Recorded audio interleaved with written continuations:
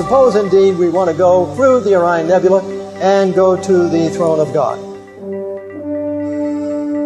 Here we go. As we are leaving the earth here, and of course we'll pass the earth.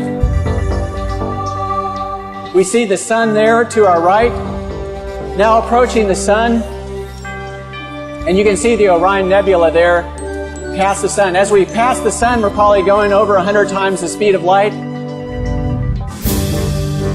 And approaching Orion, the individual stars will be passing at different times because they're at different distances from the earth.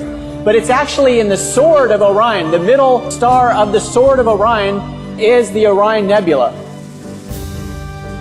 We're approaching it here. Coming closer, coming closer. The Orion Nebula is 1,500 light years from the earth. That cavern is actually 100 light years wide. You go into the center of that cavern. We're circling around the trapezium cluster here. This is actually something you can see with the home telescope if you're interested in looking at it. You won't see the nebulosity, but you will see the trapezium. Going through the trapezium, continuing past the trapezium, as we come to heaven, to the city of New Jerusalem with the foundations of precious stones, the gates of pearl.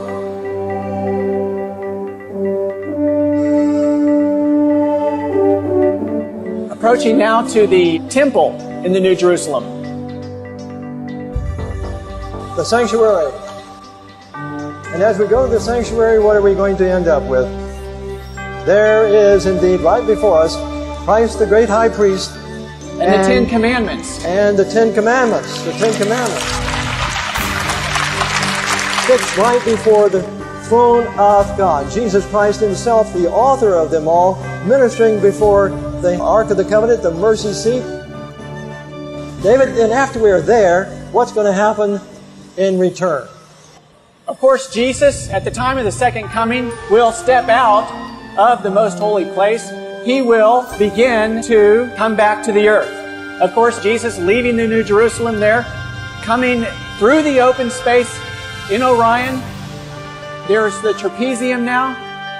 As you exit Orion, that great bowl configuration surrounding Jesus on his return will, of course, be millions and millions of angels surrounding him. Of course, as Jesus himself speeds toward the earth at thousands of times the speed of light,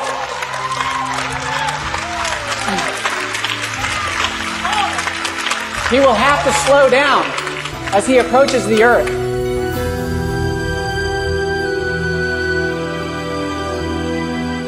Coming through the solar system, he passes the sun, of course doing many times the speed of light until he gets close to the earth, slows down. The people on the earth will first see a dark cloud.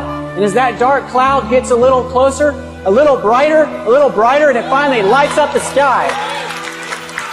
And as it lights up the sky, those people who are alive and waiting for Jesus will welcome him. Will say, "Lo, here is our God. We have waited for him." In Revelation 14:12, here is the patience of the saints. Here are they that keep the commandments of God and have the faith of Jesus.